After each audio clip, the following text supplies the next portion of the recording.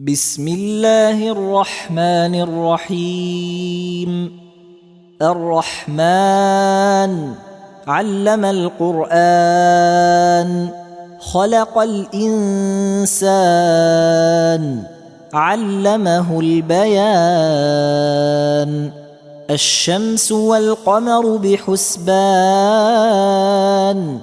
والنجم والشجر يسجدان.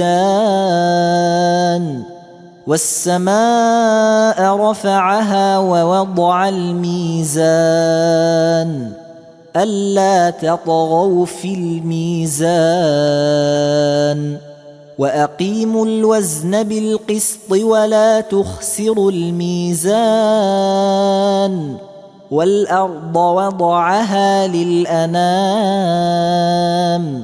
فيها فاكهة والنخل ذات الأكمام، والحب ذو العصف والريحان. فبأي آلاء ربكما تكذبان؟ خلق الإنسان من صلصال كالفخار، وخلق الجان من مارج من نار.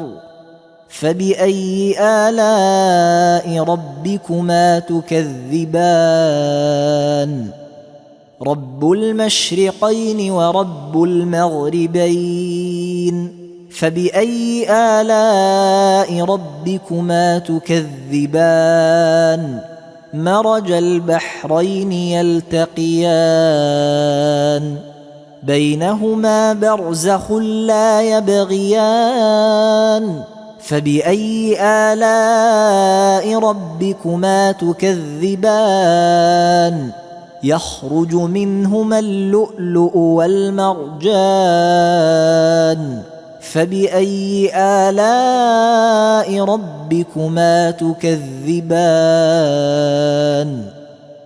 وله الجوار المنشآت في البحر كالأعلام. فبأي آلاء ربكما تكذبان؟ كل من عليها فان، ويبقى وجه ربك ذو الجلال والإكرام.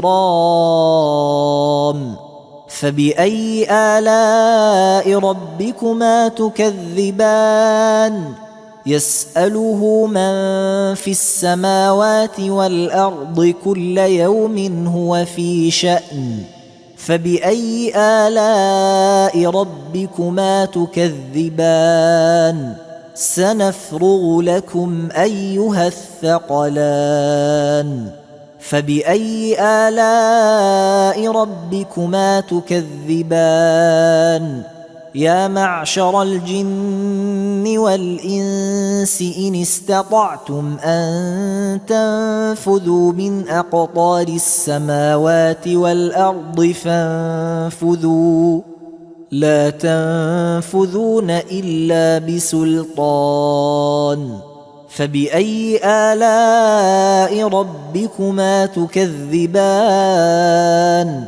يرسل عليكما شواظ من نار ونحاس فلا تنتصران. فبأي آلاء ربكما تكذبان؟ فإذا انشقت السماء فكانت وردة كالدهان. فبأي آلاء ربكما تكذبان؟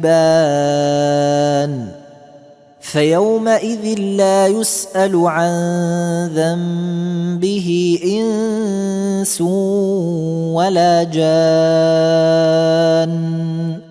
فبأي آلاء ربكما تكذبان؟ يعرف المجرمون بسيماهم فيؤخذ بالنواصي والأقدام فبأي آلاء ربكما تكذبان هذه جهنم التي يكذب بها المجرمون يطوفون بينها وبين حميم آن فبأي آلاء ربكما تكذبان ولمن خاف مقام ربه جنتان فبأي آلاء ربكما تكذبان ذواتا أفنان فبأي آلاء ربكما تكذبان فيهما عينان تجريان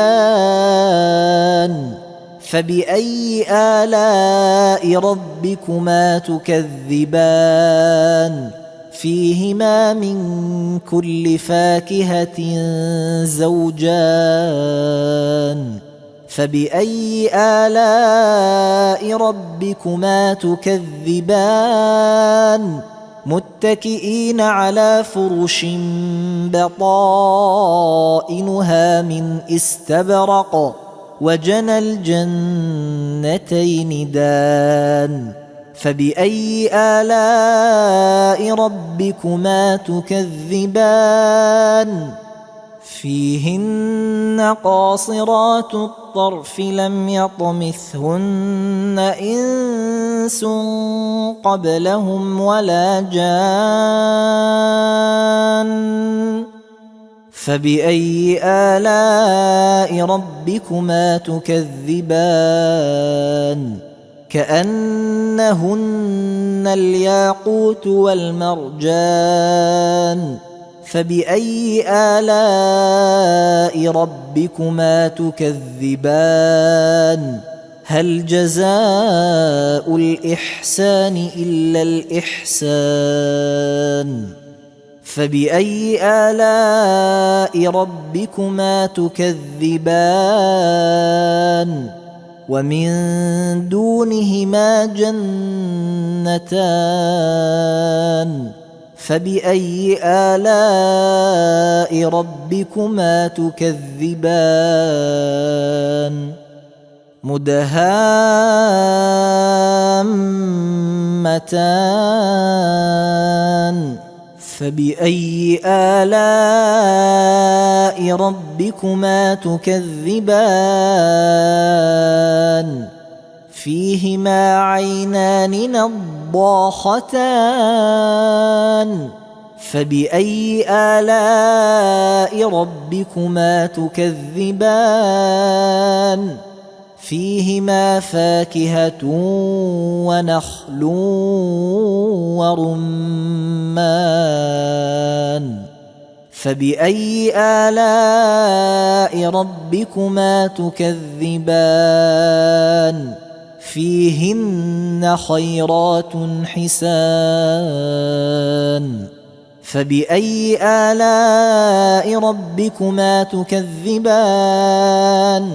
حور مقصورات في الخيام فبأي آلاء ربكما تكذبان لم يطمثهن إنس قبلهم ولا جان